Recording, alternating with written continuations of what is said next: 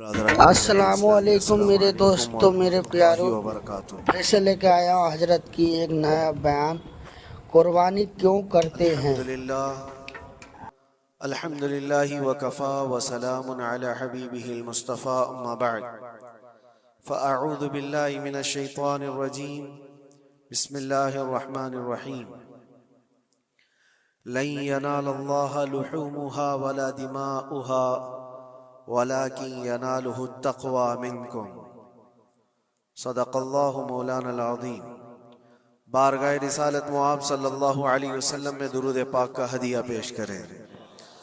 अल्लाहुम्मा सल्लि अला सय्यिदिना व मौलाना मुहम्मदिन मअदनिल जूदि वल करम व आलिहि व अस्हाबिहिल किराम व इब्निहिल करीम व बारिक व सल्लिम सलातन दाइमतन सरमदन अबदा।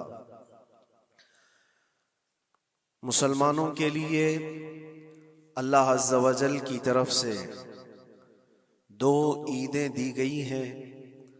एक रमज़ानुल मुबारका के रोज़े मुकम्मल होने के बाद और दूसरे ज़िलहिज्जा की 10वीं को अशरे ज़िलहिज्जा, जिसको हम ईदुल अज़हा कहते हैं और उर्दू में बकरा ईद, ईद कुर्बान के नाम से जानते हैं। ये दो ईदें अल्लाह तबारक व तआला की तरफ से मुसलमानों को दी गई हैं। इन ईदों के दिनों में रोज़ा रखना भी जायज़ नहीं है, खुशियों के दिन। और ये जो अय्याम चल रहे हैं, पहली ज़िलहिज्जा से लेकर 10वीं ज़िलहिज्जा तक, इसका जिक्र तो अल्लाह ताला ने कुरान में यूं फरमाया, वल फज्रि व लयालिन अश्र, फजर की कसम और 10 रातों की कसम। और वो 10 रातें कौन सी हैं? पहली ज़िलहिज्जा से लेकर 10वीं ज़िलहिज्जा तक की रात। ये 10 रातें इतनी अजमत वाली हैं कि अल्लाह खुद इनकी कसम फरमा रहा है, अल्लाह इनकी कसम याद फरमा रहा है। और इन अय्याम में जो आमाल किए जाते हैं अल्लाह की बारगाह में मकबूल होते हैं। ये हुर्मत वाले महीनों में से एक महीना है। ज़माने जाहिलियत में भी इन महीनों में जंग व जिदाल नहीं किया जाता था। कोई भी जंग चल भी रही हो तो ये महीने आते तो जंग रोक दी जाती थी, क्योंकि ये हुर्मत वाले महीने हैं। तो ज़िलहिज्जा के महीने में हम और आप अभी अपनी जिंदगी की सांसें ले रहे हैं, लेकिन कुर्बानी के मुताल्लिक जैसे कि लोगों के दिलो दिमाग में एक कॉन्सेप्ट और फिर फैलाया हुआ एक कॉन्सेप्ट और इस्लामी कॉन्सेप्ट, तीनों में क्या चीजों का फर्क है? इस्लाम कौन सी कुर्बानी चाहता है? लोगों ने क्या प्रोपेगेंडा फैलाया है और अवाम के जहन में क्या बैठा हुआ है? तीनों को हम थोड़ा सरसरी नजर से देखते हैं।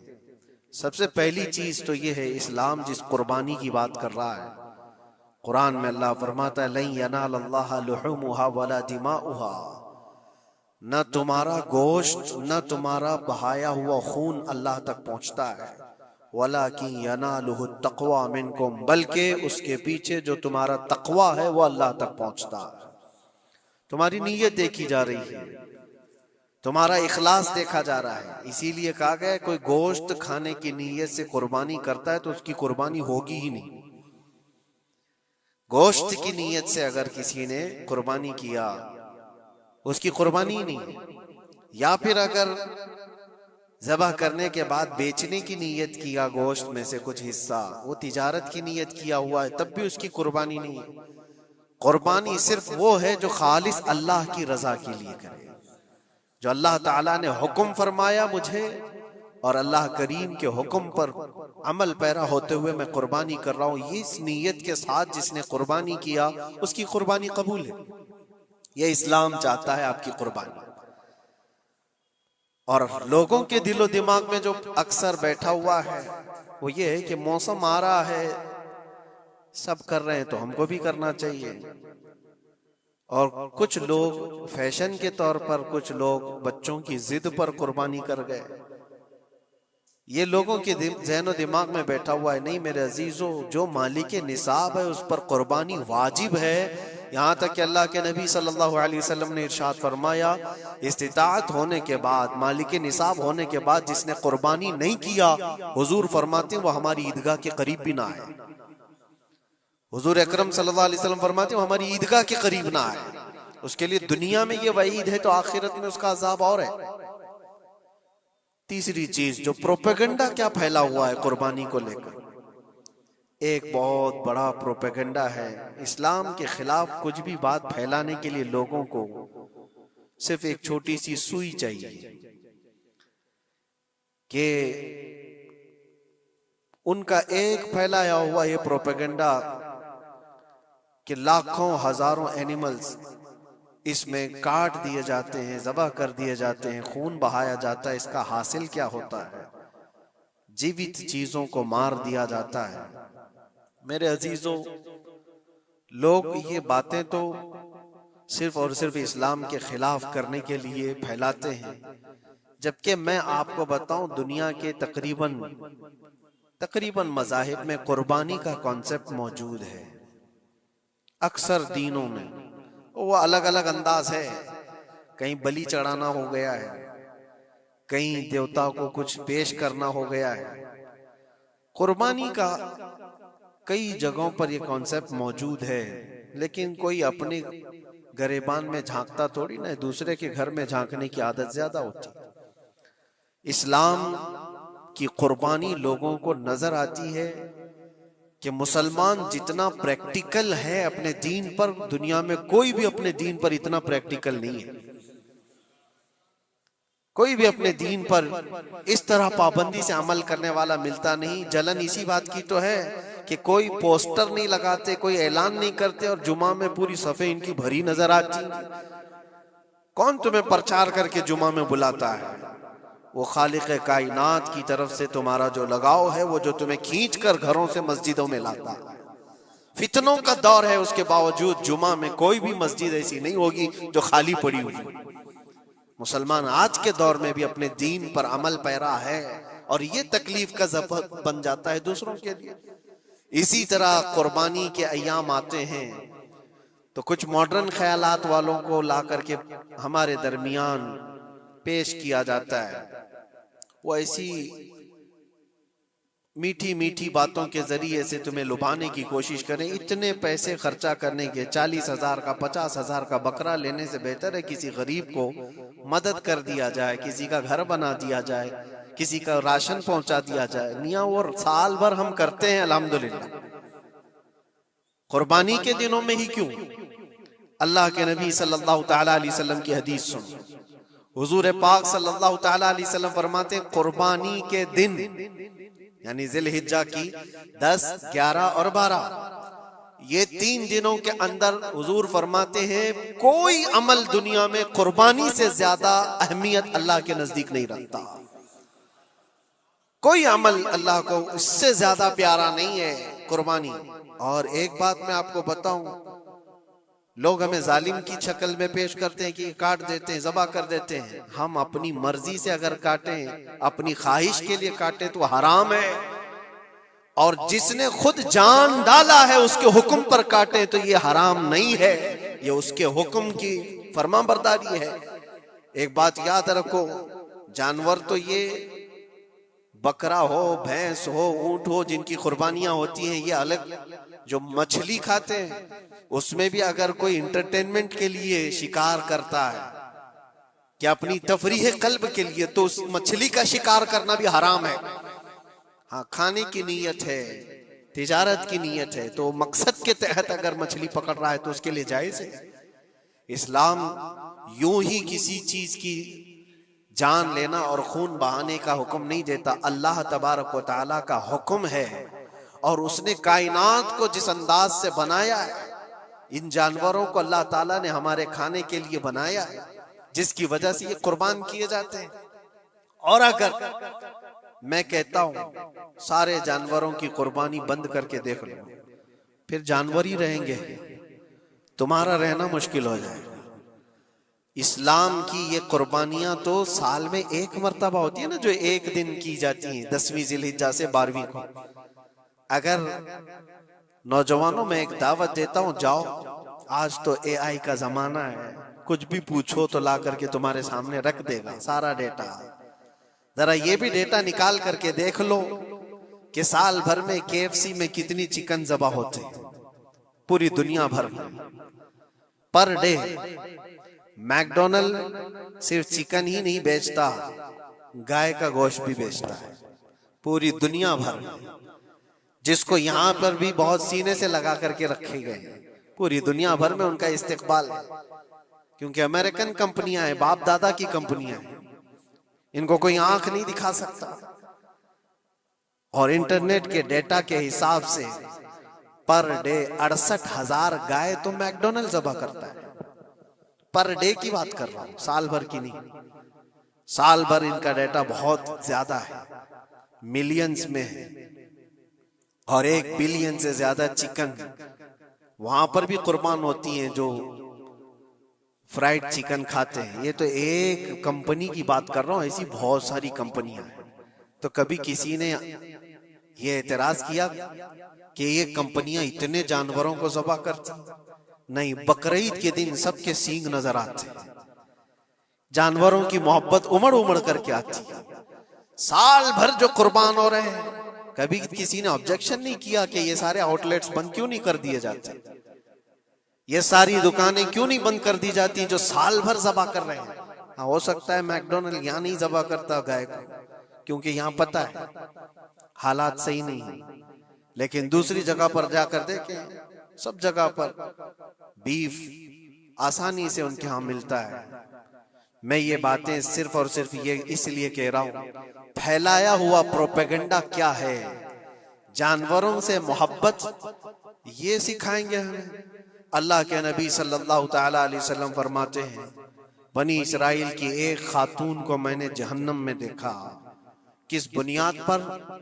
फरमाते हैं वो इबादत गुजार थी, जायदा थी, परहेजगार थी, लेकिन एक बिल्ली पाली हुई थी, और उसने कभी इबादत करनी होती तो 2-2 दिन 3-3 दिन तक अपने कमरे में गोशा नशीन हो जाती थी अकेली।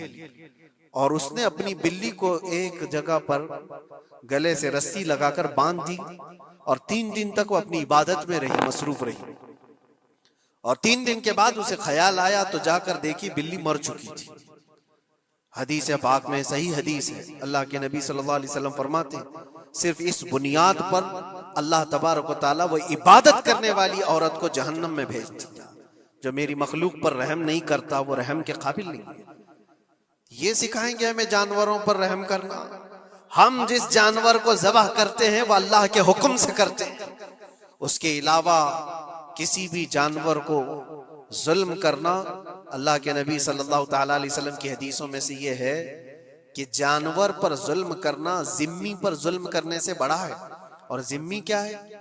जिम्मी वो जो मुसलमानों के मुल्क में अमन के साथ रहने के लिए रिक्वेस्ट किया हुआ हो और इस्लामी हुकूमत उसे अमन दी हुई हो। और अल्लाह के नबी सल्लल्लाहु अलैहि वसल्लम फरमाते हैं, मुसलमान पर जुल्म करने से ज्यादा बड़ा जुल्म जिम्मी पर जुल्म करना है, और उससे बड़ा जुल्म जानवर पर जुल्म करना है। ये मेरे आका के फरमान है। नबी अकरम सल्लल्लाहु अलैहि वसल्लम ने फरमाया और रहमतुल लिल आलमीन है। और एक बड़ी बात मैं आपको बताऊं, जो ये फैलाया जाता है कि जानवरों पर जुल्म जुल्म, सैयदना इमाम गजाली रहमतुल्लाह तआला अलैह की एक बात मैं पढ़ रहा था, हुज्जतुल इस्लाम, जिनकी किताबें पढ़ करके लोग अल्लाह के वली बन गए। इमाम गजाली का नाम सुना है? इतनी किताबें उन्होंने लिखा, तसव्वुफ के इमाम हैं, इल्म कलाम के इमाम हैं, मंतिक के इमाम हैं, फिक़ह और तसव्वुफ के इमाम हैं, बेशुमार उलूम व फनून के दरिया बहाए हैं। उस हुज्जतुल इस्लाम इमाम गजाली रहमतुल्लाह अलैह के इंतकाल के बाद उनके भाई ने उनको ख्वाब में देखा और पूछा, आपके साथ अल्लाह ने क्या मामला फरमाया? इमाम गजाली फरमाते, अल्लाह ने मुझे बख्श दिया, मेरी लिखी हुई किताबें, मेरी इबादतें, हजारों को जो मैंने पढ़ाया वो शागिर्द, ये सारी चीजों की वजह से नहीं, बस एक काम की वजह से। पूछा वो कौन सा काम? कहा एक बार मैं किताब लिख रहा था और सियाही में कलम डुबो करके लिखा जाता था, और सियाही जो बनती थी वो फलों के रस से निकाल करके, और लकड़ी का कलम उसमें डुबो करके लिखा जाता था। तो मैं लिख रहा था कि एक मक्खी आकर सियाही पर बैठ गई। मैं अपना कलम रोक लिया कि हो सकता है वो प्यासी हो, पी कर चली जाए।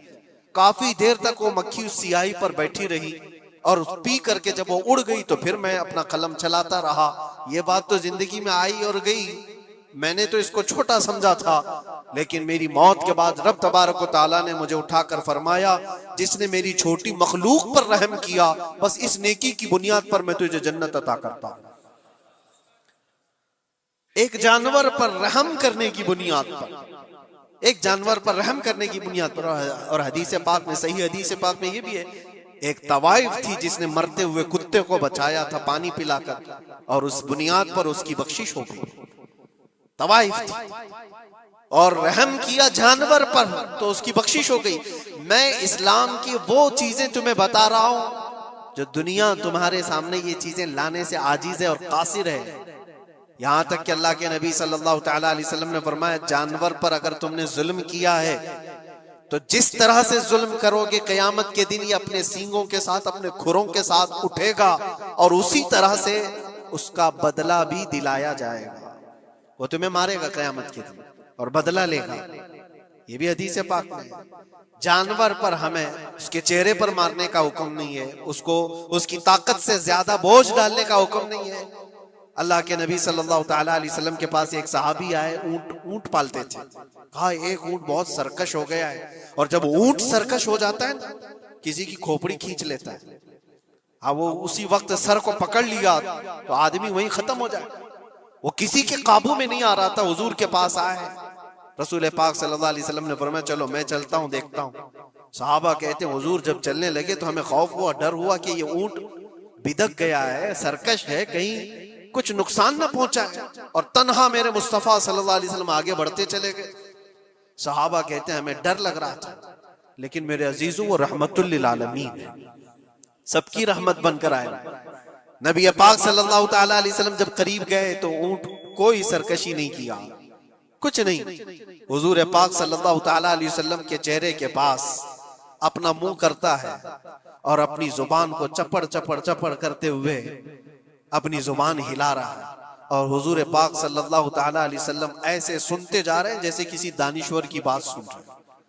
फिर नबी पाक सल्लल्लाहु अलैहि वसल्लम ऊंट के मालिक की तरफ मुतवज्जे हुए और कहा, यह ऊंट तेरी शिकायत कर रहा है, ये ऊंट तेरी शिकायत कर रहा है। ये सरकश इसलिए हुआ कि तू इसकी ताकत से ज्यादा बोझ इस पर डालता है और खाना इसको कम दिया करता है। क्या ये बात सही है? वो जो बद्दू थे, जो ऊंट के मालिक थे, उन्होंने चेहरा झुका लिया और कहा, वादा करता हूं हुजूर पाक सल्लल्लाहु अलैहि वसल्लम से कि उससे ज्यादा, उसकी ताकत से ज्यादा बोझ नहीं डालूंगा और उसका चारा, उसके खाने का इंतजाम रोजाना किया करूंगा। नबी पाक सल्लल्लाहु अलैहि वसल्लम ने उस ऊंट की रस्सी पकड़ी और मालिक को दे दिया। फिर वो ऊंट उसी तरह ताबेदार होकर निकल पड़ा। ये इस्लाम में मेरे आका सल्लल्लाहु तआला अलैहि वसल्लम का अदल तो देखो, उनकी ताकत से ज्यादा का बोझ डालने का हुक्म नहीं है। और दुनिया ये प्रोपेगेंडा फैलाई हुई है कि यहाँ जानवरों को काटा जाता है। जो ज़िबाह करने का हुक्म है वो अल्लाह के हुक्म से। मेरे रब तबारक व तआला ने खुद जान डाली, हमारी जान का भी वही मालिक है, जानवरों के जान का भी वही मालिक। अगर अल्लाह का हुक्म ना होता तो हमें चूंटी मारने की भी इजाजत नहीं। अल्लाह का हुक्म ना होता तो हमें किसी को भी कुर्बानी करने की इजाजत नहीं होती। ये रब तबारक व तआला का हुक्म है, तो जाहिर सी बात है हम अल्लाह के बंदे हैं। रब तबारक व तआला जानवरों की कुर्बानी का हुक्म दिया, इसलिए हर साल बकरीद ईद में मुसलमान कुर्बानी करते हैं। अगर अल्लाह चाहे तो अपने बेटों की कुर्बानी का भी हुक्म दे दे, और दिया है रब तआला ने, और वो भी करके दिखाया सैयदना इब्राहीम अलैहिस्सलाम। अल्लाह तबारक व तआला अगर हुक्म दे तो क्या तुम ऐसे मुसलमान नहीं हो? मुसलमान का मतलब होता है सर झुकाने वाला अल्लाह के हुक्म के आगे। ये नहीं पूछेगा कि क्यों है और कैसे है। मुस्लिम कहते हैं अपना सर झुका दिया अल्लाह की बारगाह में, उसके हुक्म के आगे। अल्लाह तबारक व तआला हमारी जानों का मालिक है। अगर वो चाहता तो हमारी कुर्बानी का हुक्म देता, हमारे औलाद का। लेकिन रब तबारक व तआला ने ये सुन्नत इब्राहीमी पर पूरी दुनिया को सवाब देने के लिए जानवरों की कुर्बानी का हुक्म अता फरमाया। मेरे आका सल्लल्लाहु तआला अलैहि वसल्लम के पास एक सहाबी हजरत ज़ैद बिन अरकम आए और पूछा, ये कुर्बानी क्या है मेरे आका? हुजूर अकरम सल्लल्लाहु अलैहि वसल्लम ने फरमाया, जिस जानवर की कुर्बानी करोगे उसके हर बाल के बदले तुम्हें अल्लाह एक नेकी अता फरमाएगा। जितने उसके जिस्म में बाल होंगे हर बाल के बदले अल्लाह तुम्हें एक नेकी अता फरमाएगा। और हुजूर अकरम सल्लल्लाहु तआला अलैहि वसल्लम ने ये भी इरशाद फरमाया कि तुम जानवर का इंतखाब अच्छा करो, इसलिए कि कल बरोज़े क़यामत पुल सिरात पर ये तुम्हारी सवारी बनकर आएगा, जिस पर बैठकर तुम जन्नत में जा रहे होगे। और लोग ये भी पूछते हैं, हमने एक बार कुर्बानी की है तो वहां सवारी कौन सी वाली आएगी? ये भी मिलता है रिवायत में। तुमने अपनी जिंदगी में जो सबसे पहले कुर्बानी की है उस पर सवार होगे, लेकिन हर साल की कुर्बानी वाले जानवर भी सवारी बनकर तुम्हारे इर्द गिर्द आएंगे, वो सब होंगे। तुम इंतखाब करो जिस पर सवार होना चाहो। इसीलिए कुर्बानी में ऐब वाले जानवर की कुर्बानी जायज नहीं। लंगड़ा हो, लूला हो, कान कटा हुआ हो, क्यों जायज नहीं है? दुनिया तो ये समझती है कटने वाला जानवर वो होना चाहिए जो रिजेक्टेड हो, जिसको काटा जा रहा है वो दुनिया में काम के लायक ना हो, उसको काटना चाहिए। दुनिया का ये कॉन्सेप्ट है, दुनिया का तस्वुर ये है। लेकिन नहीं, अगर कोई अपने इस्तेमाल के लिए काट रहा होता तो मैं कहता हाँ रिजेक्टेड माल काट लो, लेकिन ज़बा जो हम करते हैं कुर्बानी में वो अपने लिए नहीं, वो रब्बे जुल जलाल के लिए है। इसीलिए बंदा ये देखे मैं अपने रब की हुजूर क्या पेश कर रहा हूं। तुम अगर कोई हदिया तोहफा खरीदने जाते हो अपने किसी इज्जतदार शख्स के लिए, तो इंतखाब सोच समझ करके करते हो कि जिसको मैं देने जा रहा हूं ये कितना वैल्यू वाला होना चाहिए, कितना इज्जत वाला होना चाहिए, और जो रब ताला की बारगाह में पेश कर रहे हो उसका भी आप ख्याल रखो। इसलिए लोग काम चलाने की बातें तो बहुत करते हैं। कुर्बानी के मुतालिक कुछ बातें हैं जो मुझे आज अर्ज करनी थी, इसलिए मैंने आज इस मौजू पर आपसे खिताब किया। बहुत सारे लोग तरह तरह के अफवाहें भी फैलाते हैं। ये तो उन गैर मुस्लिमों के एतराजात का मैंने जवाब दिया। दुनिया भर में हमारे ऊपर इल्जाम कि ये लाखों जानवरों को ऐसी ज़बा कर देते, काट देते हैं।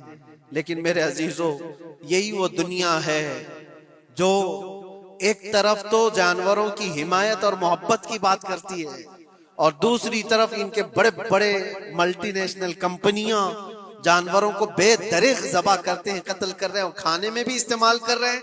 और सिर्फ इतना ही नहीं, सारे जानवरों की खालें, लेदर की बैग, लेदर के जूते, लेदर के बेल्ट, लेदर की टोपियां, लेदर के जैकेट सब बना करके दुनिया पहन रही है, और कीमती चीजों में उसको शुमार किया जाता है। इनसे कोई सवाल नहीं करता कि ये सब चीजें कहां से तुम लाए, ये सब चीजें तुम कहां से लाए? क्या बगैर किसी जानवर के ज़बा किए हुए उसकी खाल का इस्तेमाल करते हो? लेदर का इस्तेमाल तो सारी दुनिया बड़े फख्र से कर रही है, हत्ता कि घरों के इस्तेमाल करने वाले सोफे और कुर्सियों पर तक इस्तेमाल है, अपनी बैठने वाली गाड़ियों में कार की सीट पर तक इस्तेमाल है। तुम्हारे पहनने वाले जूते, तुम्हारे पहनने वाले बेल्ट, तुम्हारे पहनने वाले जैकेट, सब जगह तुम्हारा इस्तेमाल है। और सिर्फ मैं ये नहीं कह रहा कि दुनिया में सिर्फ मुसलमान इस्तेमाल करते हैं, सारी दुनिया लेदर का इस्तेमाल करती है। ये लेदर कहां से आता है? तो ये दुगलापन, ये जो डबल रोल है, डबल स्टैंड, एक तरफ हिमायत की बात करना और दूसरी तरफ बेदरेग ज़बा भी करना, ये सब चीजें दुनिया को बेवकूफ बनाना और इस्लाम के खिलाफ एक प्रोपेगेंडा फैलाना। लेकिन ऐ मुसलमान, ज़हन और दिमाग में किसी ऐसे मॉडर्न कल्चर के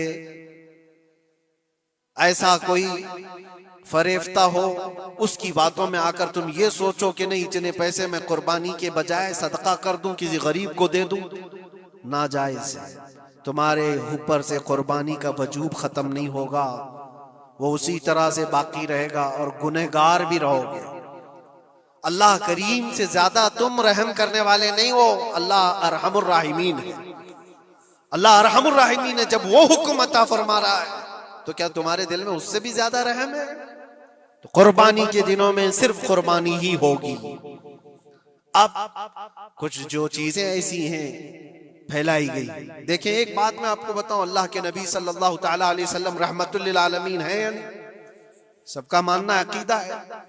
वो रहमतुल लिल आलमीन रसूल सल्लल्लाहु अलैहि वसल्लम ने खुद अपने हाथों से कुर्बानी फरमाई, और एक दो नहीं 100 ऊंट आए थे, जिसमें से 63 ऊंटों को मेरे आका सल्लल्लाहु अलैहि वसल्लम ने नहर फरमाया। 63 ऊंटों को खुद हुजूर ने ज़बह फरमाया और उसके बाद हजरत अली मुर्तदा शेर खुदा रदी अल्लाह ताला अन्हु को दिया, बाकी के ऊंटों को तुम ज़बह करो। नबी पाक सल्लल्लाहु ताला अलैहि वसल्लम ने ये जो 100 ऊंटों को ज़बह फरमाया था ये अपने हज के मौके पर। और उसके अलावा एक हदीस पाक में ये भी है, हुजूर अकरम सल्लल्लाहु अलैहि वसल्लम ने जो 2 चित कबरे बकरे ज़बह किए थे। चित कबरे किसको कहते हैं? 2 कलर वाले, ब्लैक एंड व्हाइट जो होते हैं, अबलक उनको कहते हैं अरबी में। 2 मेंढे ज़बह फरमाए, एक नबी पाक सल्लल्लाहु ताला अलैहि वसल्लम ने अपनी जानिब से कुर्बान फरमाया और दूसरा पूरी उम्मत की तरफ से कुर्बान फरमाया। ये रसूल पाक सल्लल्लाहु ताला अलैहि वसल्लम के, इसीलिए तो मैं अर्ज करता हूं मेरे अजीजों, हमारे इमाम ने सच कहा, जो न भूला हम गरीबों को रजा, याद उसकी अपनी आदत कीजिए। कुर्बानी साल में 1 मर्तबा हो रही है, रसूल पाक सल्लल्लाहु ताला अलैहि वसल्लम कुर्बान कर देते अपने नाम से, वो तो किया ही, लेकिन कयामत तक आने वाली अपनी उम्मत की तरफ से भी खुद अपने हाथ से कुर्बानी फरमाए।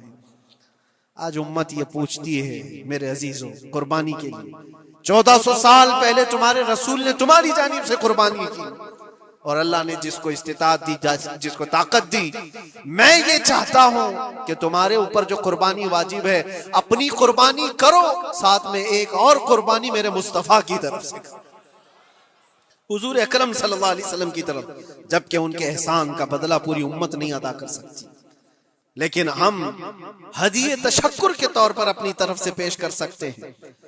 और कुछ लोगों ने ये समझ रखा है, एक बकरा लेकर के आते हैं, पूरे घर वालों की तरफ से कुर्बानी, एक बकरा पूरे घर वालों की तरफ से कुर्बानी। मेरे अजीजों, बकरा एक आदमी की तरफ से ही कुर्बान होगा जो माली के निसाब है। घर में अगर 4 लोग माली के निसाब है तो चारों पर कुर्बानी है, शोहर पर भी, बीवी पर भी, बेटे पर भी, जो जो माली के निसाब है। माली के निसाब का मतलब क्या है आप जानते हैं? जिसके पास 52.5 तोला चांदी या 7.5 तोला सोना या उसके बराबर की कीमत हो, दोनों में से किसी एक के बराबर की कीमत हो। इस जमाने में आप कैलकुलेट कर लो 52.5 तोला चांदी की कीमत क्या हो सकती है।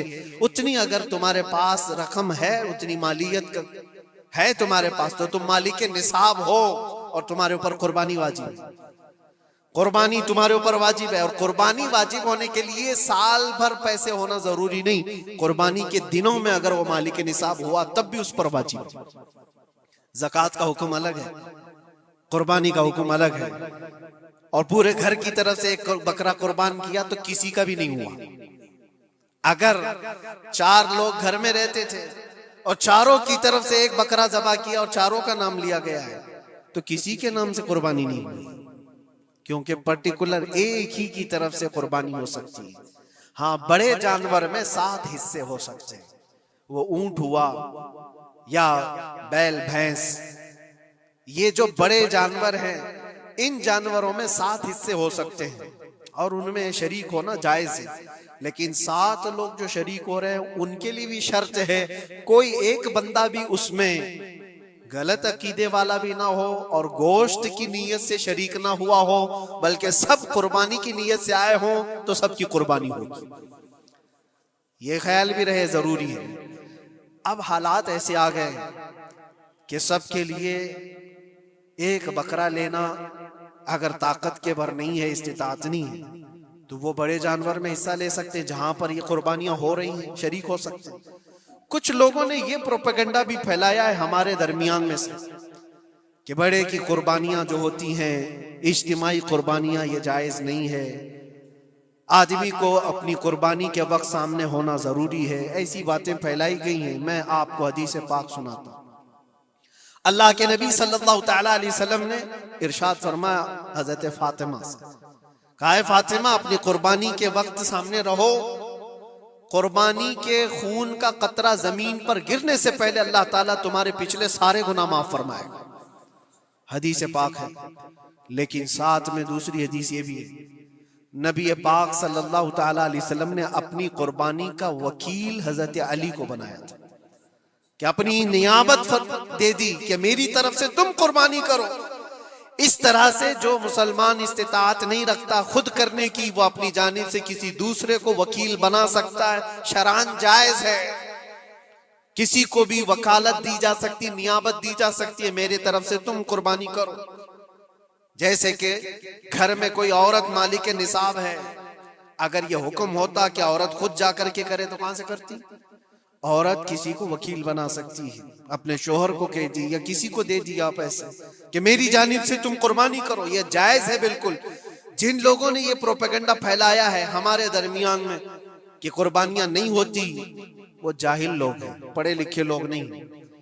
शरई मसाइल को जाने बगैर इस तरह की बातें अवामुल नास में, अवामुल मुस्लिमीन में फैलाना ये गुनाह है। हाँ, इस बात को याद रखें, जो वकील है कुर्बानी का, उसके ऊपर जिम्मेदारी है कि वो जितने लोगों की कुर्बानी कर रहा है, जानवर शरीयत के मुताबिक का ले, ऐबदार जानवर की कुर्बानी ना करे। लागर हो, कमजोर हो, सींग टूटा हुआ हो, कान कटा हुआ हो, पैर कटा हुआ हो, दुम कटी हुई हो, या इतना कमजोर के चल नहीं सकता, खड़ा नहीं हो सकता, ऐसा ऐबदार जानवर ना ले। ये वकील की जिम्मेदारी है जो सबकी तरफ से कुर्बानी कर रहा है। और दूसरी चीज, ऐब किसको कहते हैं?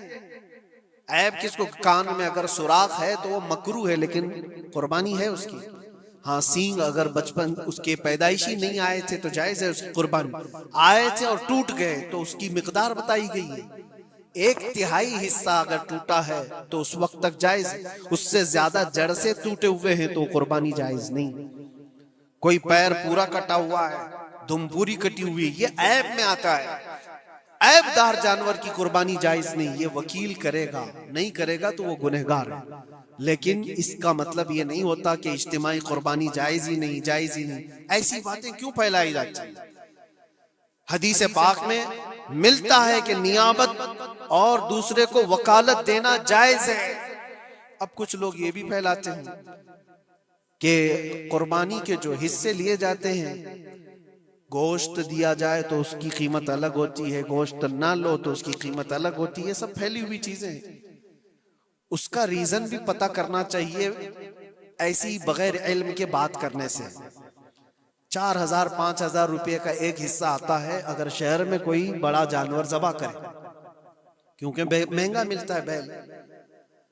और बाहर जब जाकर के कोई ज़बह कर रहा है तो वही एक हिस्सा 1,500 रुपए में, 2,000 में हो जाता है।